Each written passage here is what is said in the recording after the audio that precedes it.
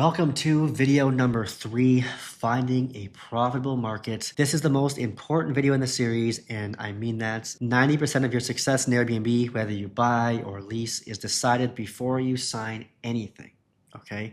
Choosing the right market is arguably the only thing that matters, because no matter how new you are to hosting or how much you mess up the design or photos or how much you overpay on the setup, it's hard to lose money in the right market because the fundamentals are doing the work. No matter how new you are to hosting or how much you mess up the design or photos or listing itself, any of that stuff, it's hard to lose money in the right market because the fundamentals are doing the work, okay? If you get this right, you can make a lot of money. If you don't do your due diligence and enter a poor market, nothing can save you, right? Not pricing, not photos, not the descriptions, not any small tweak you'll obsess over. Demand is the profit engine for Airbnb, short-term rentals, hospitality. Always remember that, okay? You see this a lot when, someone maybe joins some Instagram Airbnb coach's course. They pick up pretty much any unit. The first landlord that wants to work with them, they say yes, they take on the property. They didn't enter the right market. And then when they enter our community or, they join Vacarya, whatever, they're deep in the rabbit hole. Like, my Airbnb is not making money. Like, it has to be the pricing, it has to be the photos, it has to be all of this stuff. Like, they're trying to make all these minor tweaks, but like they're missing the big thing, right? Like, if the property itself is not in demand, then none of that stuff can save you, right? That's secondary to supply and demand, and it always will be. But don't worry, it's very learnable, okay? This is easily something you can do if you just follow the next few videos. I just want you to understand the importance, okay? We're not grabbing any property. There's a rhyme and reason and a sequence to this that we have to go through. So for this video, we are going to do an introduction to market analysis, okay? Just a quick overview of how we do things at Vacarya. The metrics that actually matter, as you'll see on some of these websites that have market analysis tools. They have a bunch of information on there, a bunch of metrics and data, but really none of it really matters. There's only a few things that can actually help you make decisions. Of course, we'll get into that. How to find a profitable market, and then market insights from experience. So number 3 here, how to find a profitable market. I will actually go through with you step by step, so don't worry, everything from A to Z. And yeah, market insights from experience is a quick one. I've just picked up some things along the way that seem to be consistent and true across the board, no matter how many times I've come across them. It's only a couple slides, but it's still valuable information for you to have nonetheless. So, introduction to market analysis. Understand, before we go further, the only goal of this video is to learn market analysis so you can begin reaching out to properties. We have an entirely separate video for deal analysis called Running the Numbers. We want to think of market analysis as a litmus test. It's a green light that tells you whether it's even worth looking for deals in that area. Then, once you have real numbers and a real property that wants to work with you, and they've told you so, that's when you decide whether the deal is actually worth moving forward with. That's when you go down the rabbit hole on the whole deal analysis and running the property and doing the deep vetting. The market analysis, which we're focusing on right now, is literally just finding markets that are potentially worth reaching out to the landlords in. That's it. So in the intro to market analysis, we will be covering the Vacarya method. So an overview of our market analysis resource we've used across all of our properties before we get into the nitty gritty. The Burger King logic overview. This is a common sense way to think about demand by looking at what already works nearby and why that signals opportunity. I'll go into that. Probably a funny title if you don't have context. A first look at AirDNA. So an introduction to AirDNA and a brief walkthrough of the platform so you know what you're looking at. AirDNA is the market analysis tool that we most use. It is what I'll be teaching you as well. First is the Vacarya method. So before we go deep, I want to share a high-level overview of how we think about market analysis as a whole. First, I have 5 here, I believe. Airbnb, travel demand, and even real estate to a degree are always market specific, okay? When people talk about travel demand going up or down, that's never across the board. At the same time, there are markets seeing massive spikes, others trending downwards, sideways, and just about everything else in between. Everything moves independently. Yes, there are blanket statements, there are macro level trends on the state of travel, but that does not in any way mean that you can't make money on Airbnb. Airbnb, short-term rentals, hotels, all of that has always been market specific, always. It's about what unit, in what city, in what part of the city. Number 2, second, Understand that the top 20% of travelers are traveling regardless, okay? Vacation, business, events, all of it. They are unaffected by the broader noise of the stuff you hear in the headlines. Travel is going up and down and sideways and it's down, but 1%, the world's ending. This is always the audience you want to be catering to. Keep this in mind when designing your properties. Look on the right side here, where it says 80-90%, and then the top 10% of earners now account for half of the spending. This is a tale as old as time. Look at the dates at the bottom, the years. As long as you are catering to this audience, all of this stuff I just said about travel demand, it doesn't matter.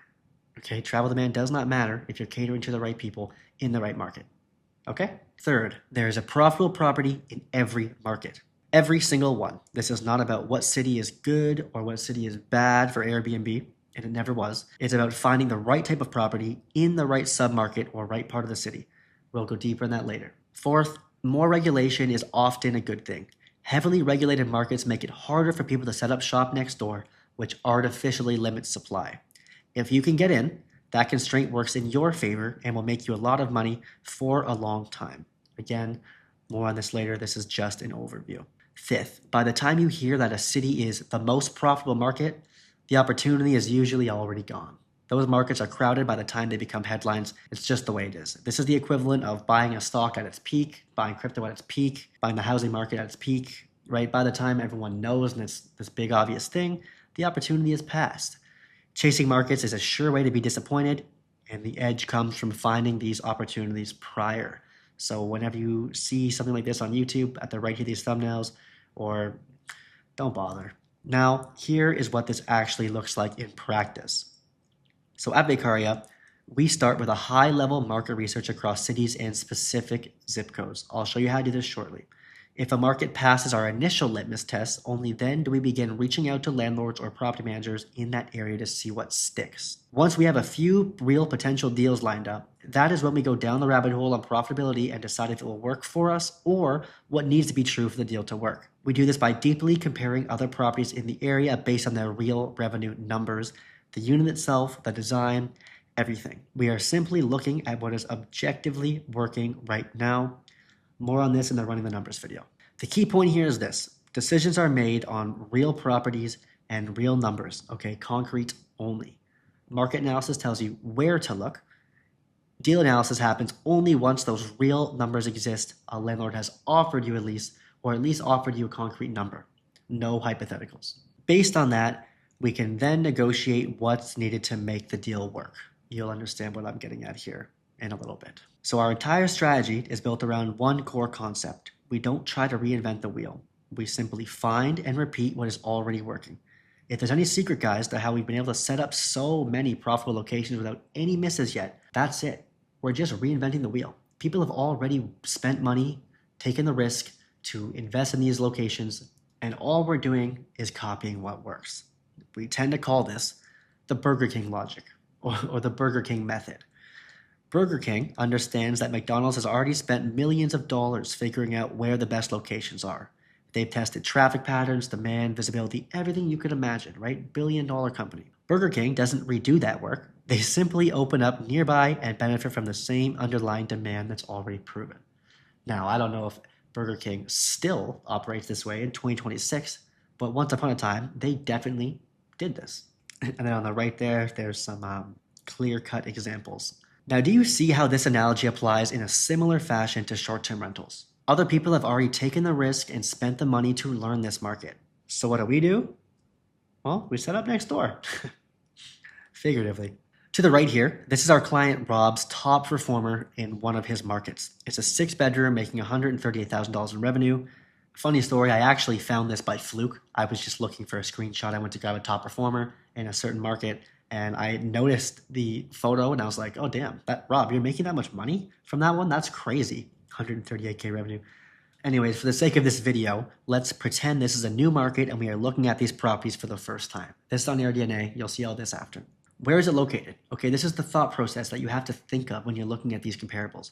Where is it located? How many bedrooms? What amenities? How is it designed? What factors are contributing to this? Do the top 10 properties all have something in common? Like what is it about this property or these top 5 properties or top 10 properties? What is it that is making them so much money?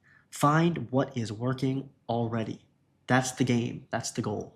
I'm not going to go too deep into an individual property here as we cover this in the running the numbers video.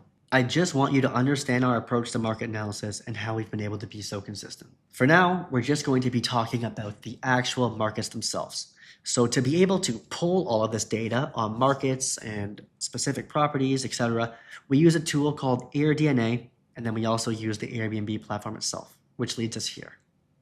A first look at AirDNA. So AirDNA is a market research tool for Airbnb, VRBO, and other short-term rentals.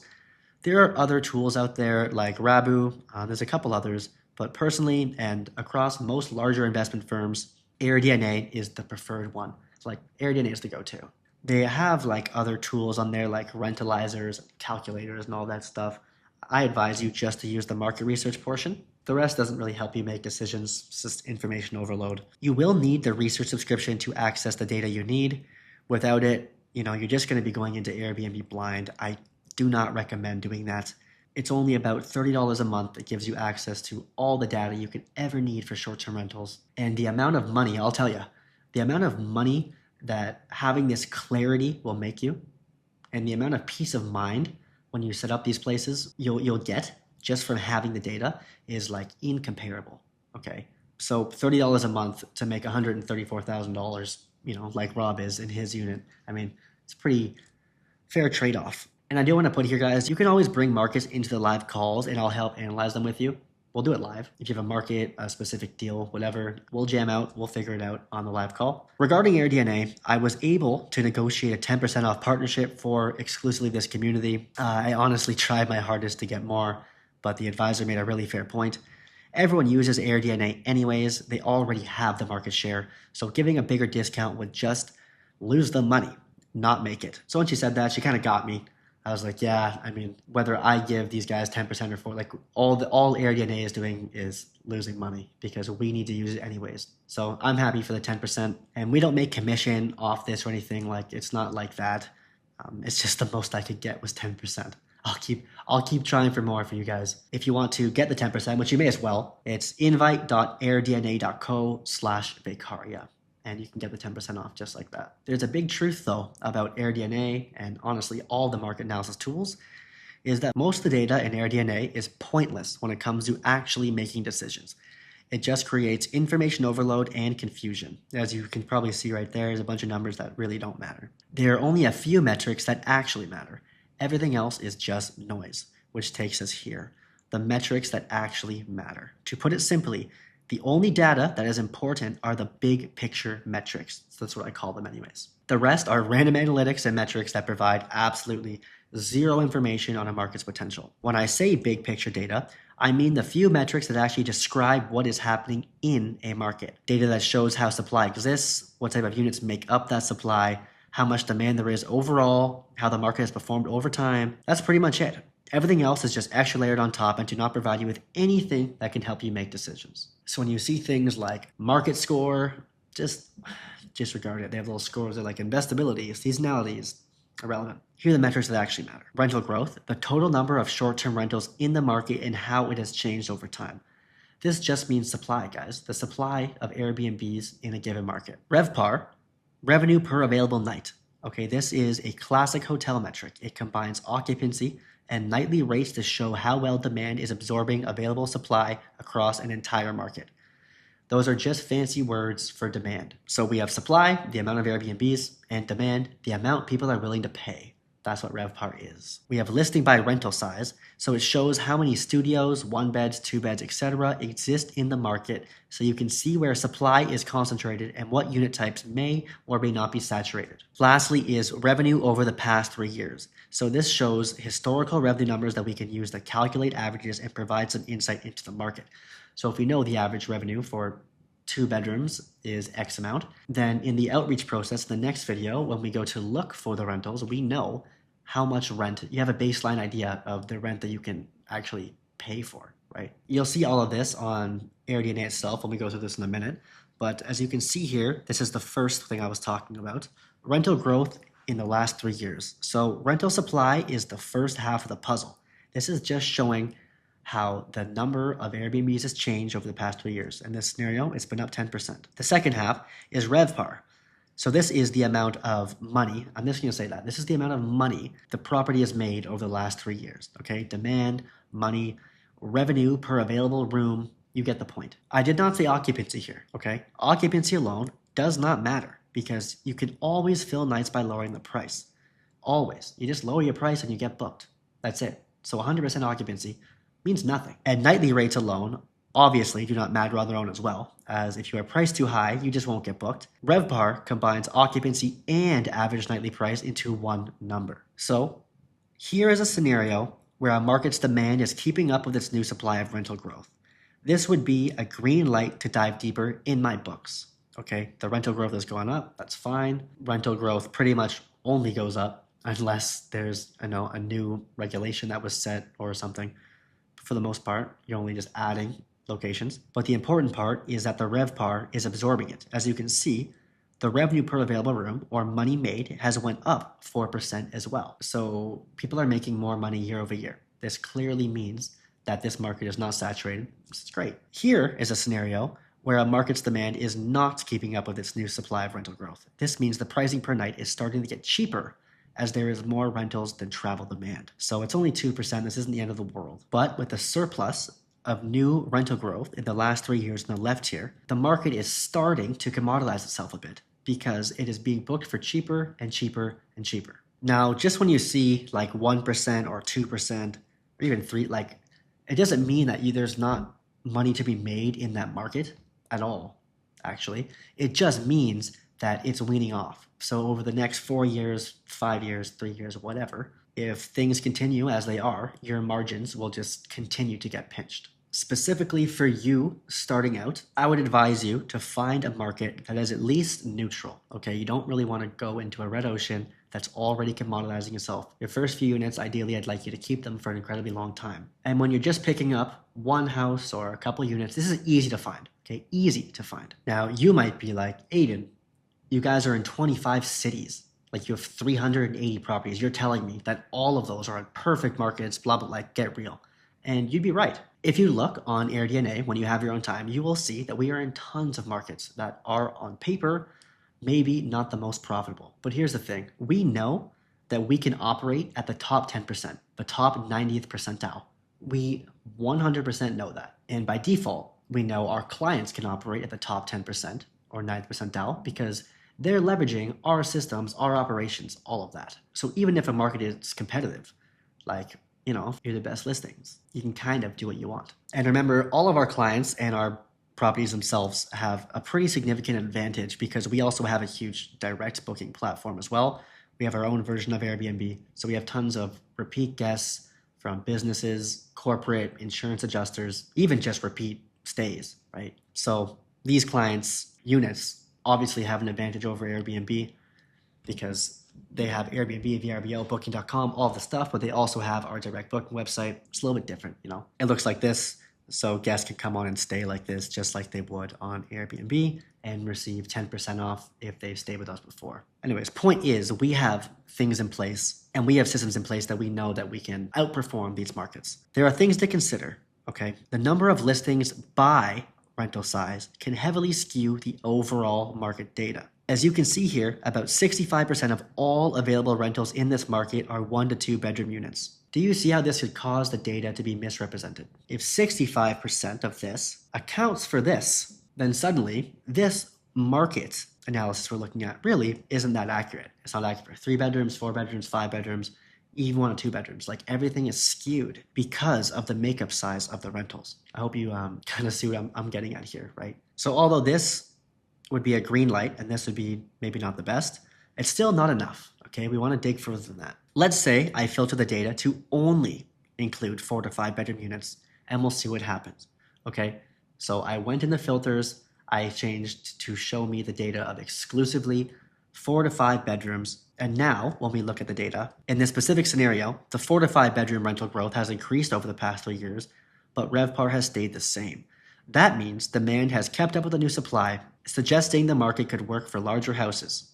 But let's dig a little deeper. So as you see, we were at -2 here overall, which means the 1 and 2 bedrooms are a little bit more commoditized, right? And when we change the filter to just 4 to 5, now the RevPAR is a bit better. And this is actually a pretty significant because it's been up 18% over the past 3 years. That's pretty big. That's on like 20% of the total supply of Airbnbs in this market. And the RevPAR is neutral. Like it hasn't lost money. It's kept up. So that's good. But that's not enough. Let's dig deeper. So we know this market has a lot of 1 to 2 bedrooms and 4 to 5 bedroom units are holding up to demand. But, big but, where in the city? A city is big and can misrepresent the data similar to how unit size can. So let's double click into specific parts of the city and see what we find. After spending a bit of time looking in different submarkets, I discovered this. After doing my due diligence and finding out that 4 to 5 bedrooms were more profitable and that initial data was skewed, and double clicking and checking into the other submarkets and the specific zip codes of the city, I found this specific part of the city to look promising. So this would be considered the litmus test in my book, so the green light where I would pursue further. At this point, I would go on Airbnb manually to confirm what I'm seeing. And all I mean by that is just go look at 5 bedrooms, go to the city that you were looking at, go look at the 5 bedrooms, just see if they're getting booked. Just prove to yourself, confirm it. I would then pull the average monthly revenue for this unit size, which I'll do in a moment, and have our acquisitions team start reaching out based on this zip code and criteria. Obviously for us, like we have a pretty big acquisitions team that's working on, outreach. That's their full-time job. So we'd send them data like this. They would carpet blast the area of everything that matched our criteria, and we would see what the cat drags in. For you, of course, you'll just be reaching out on your own at the beginning, which is fine. You have to learn how to do this stuff anyways before you can train someone else to do it on your behalf. So it's all good. As I said, we're going to pull the average monthly revenue for this unit size, which I did, and it's right here. So here you can see the average revenue by percentile, which means the bottom 25% of listings, the middle, the top 25%, and the top 10. So for 4 to 5 bedrooms in this city, on the left side, that is the amount of revenue they make. So we can see it's pretty seasonal, which is congruent with how houses are. They're usually a bit more seasonal. We have a low in February of 3780, and we have a high of 9312 on the 75th percentile, and then 90th percentile gets pretty significant, almost 12 grand. We don't really bother looking at the 25% or 50%. It's just kind of irrelevant data. You'll never be performing at that scale. Like that's objectively really bad. You also have to factor in that some people don't take Airbnb seriously. They're just a mom and pop. They don't have pricing or any of the stuff that you're going to have dynamic. So we don't bother dealing with the 25 or 50. And we also don't bother with the 90, even though, as I just said, it's be pretty much in the 90 every single time. Here, the average revenue at the top 25% level is about $6,500. I did the math.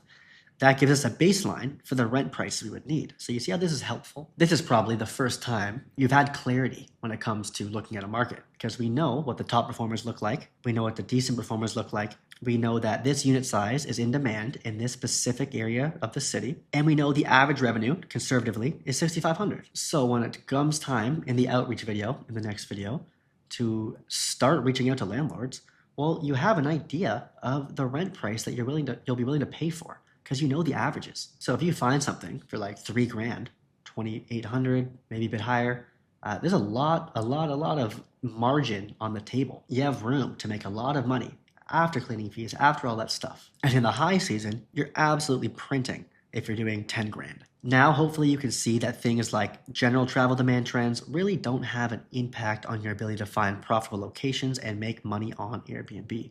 If the demand is there, it's there. It just is. With that in mind though, let's walk through a live example on AirDNA so you can learn how to do this yourself. There's only so much that you can learn just from a PowerPoint and me rambling, so I'm going to show you exactly what we do to find the right unit in the right submarket and go down the rabbit hole and find something we can work with. Okay, here we go. Here we are now on AirDNA. Let's do Charlotte, South Carolina. Why not? Not quite sure where that came to mind, but we have a good chunk of units in Charlotte anyways. They're really good actually. So I'll start everything from scratch. So this is the type of stuff I'm saying, like, just don't even bat an eye at. This isn't going to help you in any way make any decisions. Really, most of this stuff won't. So the first thing that we want to do, okay, is click all filters. We'll experiment with this after. We're going to scroll down, and we only want to work with properties that have over 10 reviews, okay? Below 10, they're too new. It's not a real comparison, right? They're brand new properties. Next, we want to check that off and only have these two checked.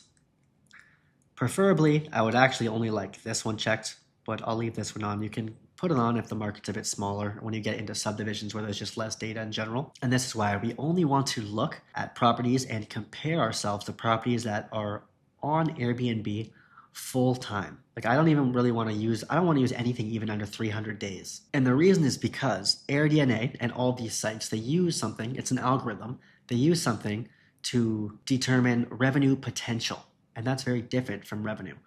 So if a property is available for 6 months of the year, let's say, and half of that 6 months is high season, right through the summer. I mean, it's going to take that 6 months and extrapolate it across the full year and then spit out some revenue potential, just some random number based on their algorithm. And it doesn't account for the slow season or any of the shoulder, like anything, because the listing wasn't live for long enough. And yes, they do factor seasonality and all that stuff into revenue potential. But like I said, we're not doing hypotheticals. We are only looking at concrete numbers. That's the only thing we care about. Next, we want to click only moderate, large, well, that's small as well for this market. So this is basically getting rid of all the mom and pops and just like little one-off Airbnbs, because that's not who you compare yourself to, because you're going to be professional hosts with dynamic pricing tools, and all this stuff is not even a comparison, okay? We don't want this to skew your data.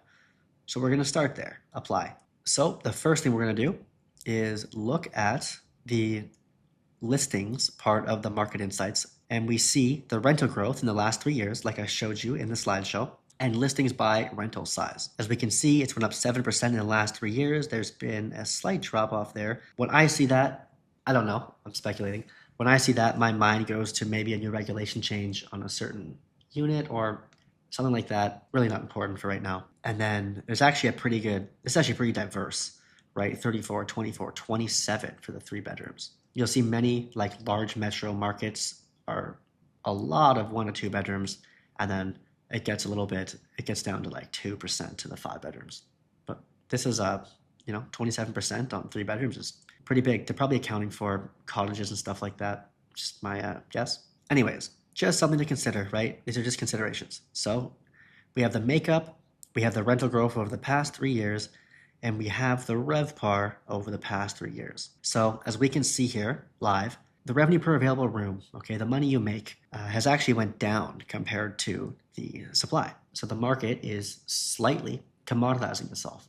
Or in layman's terms, people are willing to pay less or are paying less as a result of the amount of Airbnbs in the space. But similar to like I showed you in the slideshow, let's see how we're working with, this is probably going to be a bigger market.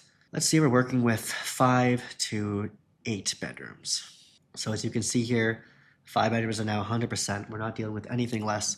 There's only 122 active bookings, which is actually crazy. Let me click that again to show you. So just by going to 5+ bedrooms, okay, we've dropped it to 5% of what it initially was. That actually is pretty crazy. Now, when the numbers get this low, that is why I say you want to manually confirm on Airbnb the demand, because without a huge sample size, this may just be fluke, right? I mean, likely not. That's still 122, but 122 is a smaller sample size than 2,500 is all I'm getting at. But to come down, look at the RevPAR. The RevPAR is actually up 4% over the last 3 years. So nuance aside, this is just an example I'm showing you. Don't run to Charlotte and start looking at 5-bedroom houses. Well, you can if you want, but as you can see in this scenario of 5 bedrooms plus, the demand is well in line with the supply growth, right? +11, +4, it's healthy, it's moving up. Now, truthfully, usually you don't just find it like that just by changing the unit size. Usually you have to go into the submarkets, right? The top submarkets here, click revenue potential to change the filtering.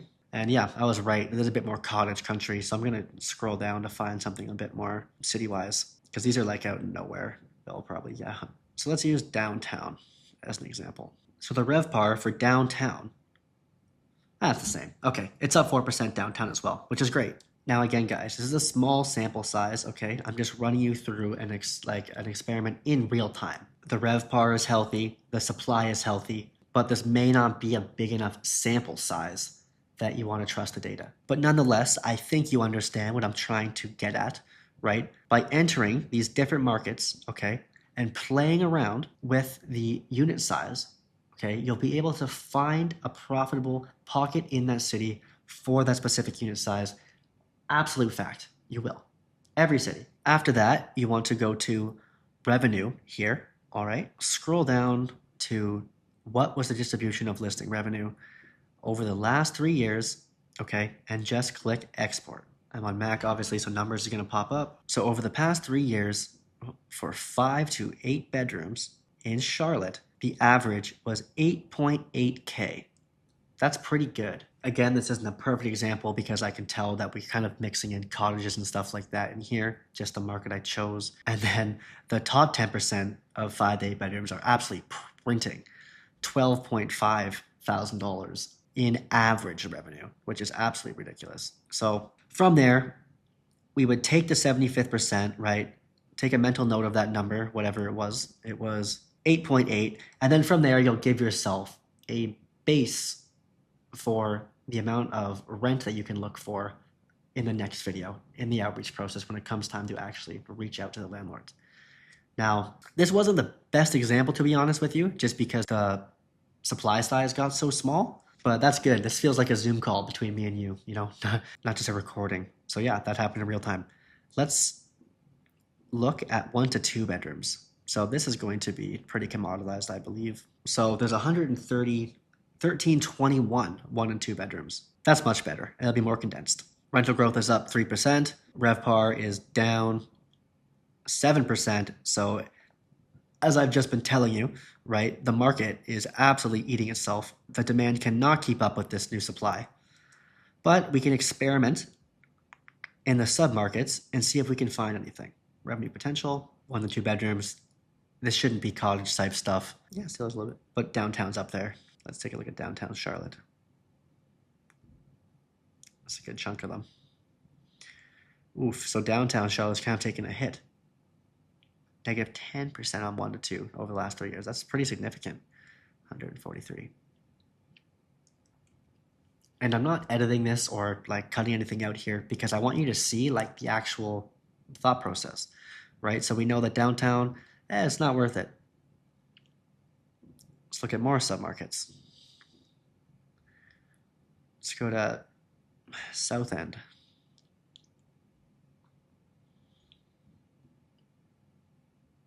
$65. The sample sizes are getting small. Yeah, so as you can see, the Charlotte market for 1 and 2 bedrooms is just probably not a market you want to get into. I can't find anything when I'm looking through all these submarkets that would tell me otherwise. So in this scenario, I would pass. But I don't want to leave you with that. Okay, let's say we go to what are my recent searches? Let's go to Pittsburgh. So +4. Here, let's go back to what we had. So we'll do 1 to 2 bedrooms in Pittsburgh, okay, which traditionally have not done that well. Yeah, see. So the RevPAR for 1 to 2 bedrooms in Pittsburgh, okay, is negative 2%. And also growing 2%. So it's growing very minimally and demand still can't keep up. So that should probably tell you something. But if we play around with the submarkets, let me think of one. I know Pittsburgh pretty well. Let's go to Lawrenceville. We'll do Lawrenceville, guys. Oh, look at that. Revenue potential Lawrenceville. See, I know the Pittsburgh market. Oh, wow. That's crazy, actually. Only 80 listings, but over the past 3 years, yeah, it hasn't really made any significant changes this past year. But when we go to the RevPAR, yeah, as I expected, it's up 6%.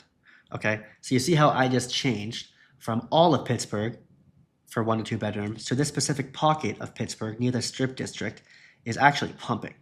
So I'm happy I've actually found this live. This is like the most clear-cut example, which would make sense. We have Josh, we have, who else?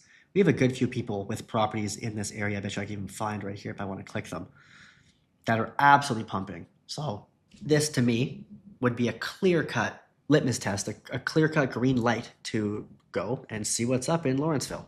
It's hard to lose money when you do this stuff. Of course, you can't factor in everything. But again, let's do this. Oops. Let's export it, guys. This is exclusively 1 to 2 bedrooms in Lawrenceville. I know the rents, so I should be able to give a fair assessment on the spot here. Yeah, that makes sense. So for Pittsburgh, guys, the average 2-bedroom is probably $2,000, $2,100 rent. And as we can see here, the average revenue on short-term rentals, Airbnb, is $4,100. So that's a huge healthy margin for apartments. Imagine making $1,200, $1,300, $1,500 per month on your 2-bedroom.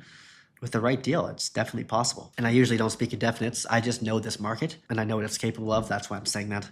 Notice I didn't say that about Charlotte. I said we'll explore. So yeah, guys, explore with the unit sizes. Explore with the submarkets. Find the profit, okay? After the market has passed your litmus test, you now know what unit size works there and where you want to pursue it. You now have the green light to start the outreach process, which I will show you in the next video. It's like we know 2 bedrooms are good in Pittsburgh, specifically Lawrenceville. That would be carpet blasted by my acquisitions team. And in Charlotte, I would say, no, we're going to definitely stay away from the 1 to 2 to 3 bedrooms. It's very obvious that that's going on a downwards trend. But the 4 or the 5 to 6, 7, 8 bedrooms, they did look pretty promising. So throw some feelers out there. We'll see what the cat drags in. And an extremely common question I get is, how do I even know where to start? And the honest answer is just throw a dart at a map, pick a major city, and start there. Figuratively, obviously. I know that sounds backwards, but in practice, it's actually the best way to begin. I just picked Charlotte for no good reason there. And I did find that the 5 bedrooms plus, it does make money. There's a bit of nuance there, but it's not bad. I just picked a random city and went in. I saw Pittsburgh in my search history there, just went down the rabbit hole. And I didn't even know the 2 bedrooms were pumping like that. Like, that's plus 6% compared to the rest of the market, -2. That's huge. It's a huge win that you would have never known in your life unless you had your DNA, right? And you did the work. There are also a few additional insights I've learned that I think are worth sharing with you. And here they are. Market insights from experience. So, locations close to major attractions or true vacation destinations are much more affected by overall travel demand, both domestic and international. Large metro areas are different. The right people still need to go there regardless. That's why we cater to the top 10, top 20% of people at all times. People are traveling for business. They're traveling for conferences. Hell, they're traveling for vacation. It doesn't matter. Like, if you're in that upper echelon, you're doing 50% of the spending. You do whatever you want. These, travel demand going up or down has absolutely no effect on you. But like I said here, locations close to major vacation attractions or, vacations and attractions like Disney World's a great example. Places like that will obviously be more affected to overall travel demand. People both domestically and internationally probably won't go to Disney World as much if travel demand is down. This is just something I've noticed, okay? Attractions, vacation spots that are solely vacation spots, like that is the demand for that area. Yeah, of course. In general, your most profitable locations will not be obvious tourist hubs like Orlando or Nashville. They come from finding gaps between supply and demand in markets like I just showed you. So you don't need to have no Mickey Mouse Clubhouse ass 7-bedroom place beside Disney World to think that you don't need that to make money on Airbnb like everyone thinks. You don't need some huge bridesmaid thing in Nashville, perfectly decorated with little pink things and pink flamingos everywhere and stuff for the girls' trip. You don't need that stuff. There are insanely profitable locations in all of these little metro areas, in every city.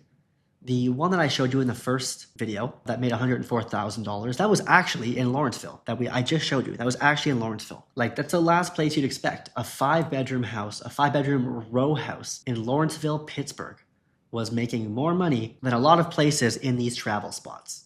Who would have thought? Me, because I looked. and you can too. That's what I'm trying to get at.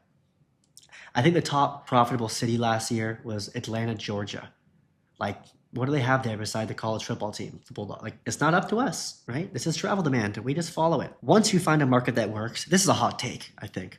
it makes sense to stay there for a while, okay? Putting all your eggs in one basket early is a good thing. Diversifying or diversification, everyone likes to say that, right? I gotta diversify my investments. Assumes you actually have something to spread. Every new market is to some degree an educated guess. I can take deals on the spot without running numbers in some markets because I know them that well, like I just did with Pittsburgh. I know as a fact those two bedrooms are going to pump. You guys should actually go get on that. At the time of this video, it's January, but but this is really true. The hardest part about business, regardless of the industry, is product market fit. Okay, it's the hardest thing. People spend years trying to perfect this. So when you have a location and you know it makes money, and you've taken the risk to make money there, and it's working. I mean, that's product market fit. Just copy and paste what already works. You can just keep copying and pasting and reliably, consistently making more and more and more money. You don't have to go somewhere else. You don't have to diversify anything. I know people that have whole portfolios in one city, 300. They're rich from one city with one relationship with one property manager that just kept giving them. That's really it. Of course, if another deal lines up, right, it's a home run in another city, of course, go for it. I'm not saying don't do it. I'm just saying to consider what I'm saying. You get cheaper cleans, economies of scale. Your setup team just knows what to do there. You don't have to do pretty much any market analysis or deal analysis really when you take on new locations because you just know the place. So yeah, eventually it can make sense to diversify, especially if the high season is very different. So you get like different peaks and lows, which condenses the seasonality, the volatility of your revenue coming in, or profits, I should say. There are reasons, and obviously we're in 25 cities. I'm just saying, when you find a property, which you will, and it makes money, just copy and paste the same one, okay? Like that's it. Do not be afraid of markets with stricter regulations. Many have hotel or commercial zoning you can find, or ways for you to obtain a permit. If you get set up properly, these markets can produce strong returns for a long time as they are supply constrained. This is very powerful. That RevPAR supply rental growth I was just showing you, if that supply is artificially constricted, it can't go up, and demand or RevPAR is going up, what do you think that means for you? You are just going to make money for an extended period of time. It's great. And a lot of people are scared of, going to markets with strict regulations. And there are ways that you can get the permit. Just go on the municipal website and see the ordinance for short-term rentals and see if you can do it. If they don't allow leasing for Airbnb at all, look if you can find hotel or commercial zoning. This happens all the time. Buildings get acquired, they become something new, and they're still sitting on that old zoning land. Like no one's going to change a hotel zoning, or like they're just going to sit there. And you could have potentially units in a building if you looked that other people just don't have access to. So you're in this supply constrained little bubble that I was talking about, just absolutely printing money. It's fantastic. And some people just don't even look. So these will be the most profitable locations you have by far. And lastly, US domestic markets are much easier to analyze accurately, I've found. International markets often lead people to make assumptions and mistakes. This is more speculation, observation, but this comes in line with what I said at the top there, where locations close to true vacation destinations are affected by travel demand much harsher than a large metropolitan area in the US, like domestic travel back and forth. Think about places like, Mexico, Costa Rica, Philippines. You get what I'm saying, right? Places where people, think it's a great idea to set up shop because the rent is so low. So you're doing such an arbitrage play because the rent is so low, but you're banking on demand from travel internationally to come stay. You're going to make the US dollars or the euro on the really cheap rent where you're renting. And obviously that works. I'm just saying it's much more bound to travel demand, and there's a lot of stuff that you probably got wrong. Just my 2 cents anyways. Like I said, we're in Korea, Canada, US, Dubai, like we're around. But US is our bread and butter. US is the only place that we set up for our clients just because we can analyze them so well. We can, with 100% confidence, consistently provide cash flowing Airbnbs for our clients there. I know, you're not a client, this isn't about that, but for you, I just think you should do the same thing. Get rich first, then you can screw around in these other international markets. You can do whatever you want, right? So to wrap up this video, use big picture metrics only, okay? RevPAR, rental growth, listing by unit size, top 25% of revenue for a given unit size. That's it. Make sure your RevPAR is healthy, as I just said. If this is trailing downwards, it doesn't matter what your pricing is. It doesn't matter what your photos are. It doesn't matter, okay? Your margins are getting pinched. You can still make money, like I said, but it does not make sense entering a market that's slowly eating itself. 3, when you get to AirDNA, always filter the data by unit size. As you saw how the distribution of units available there can influence just the overall market RevPAR and supply. Number 4, filter it down by location. In the video, I went unit size first, then location. There's no one that needs to be first or second or anything like that. You can do either. Just play around, go down the rabbit holes of unit size and location until you find the profit. And then lastly, once you do this, once you find a place that you think is worth pursuing, it's passed your litmus test, you give it a green light, you then pull the 75th percentile average revenue, just click export across the 3 years, drag it down, get a glimpse of the average revenue for that unit size. So when the time comes in the next video, when we're going to be outreaching to landlords and property management, you have a good ballpark of how much rent you can actually pay. That's about it. Hopefully that was valuable for you. I tried my best there. As I said, 90% of arbitrage, actually 90% of Airbnb is just if you are in the right market, truthfully. So if you want us to pick your market for you, negotiate on your behalf, get 8 weeks free, 6 weeks free rent concessions, run the numbers, do the deal analysis, all of that good stuff, and give you a cash flowing Airbnb in the next 30 days, you can just go to hostvacarya.com/book. You can jump on a call and we will just see what happens, okay? Again, testimonial.io/Vacarya. If you have any honest feedback or want to share your experience so far, here's the link. Help me help you. I don't need you to pat me on the back, but I did put a lot of effort into making these. So if you have any ways that I can, make it better, I would appreciate that. Or if you just want to say, Aiden, you're the best, I'll take that too.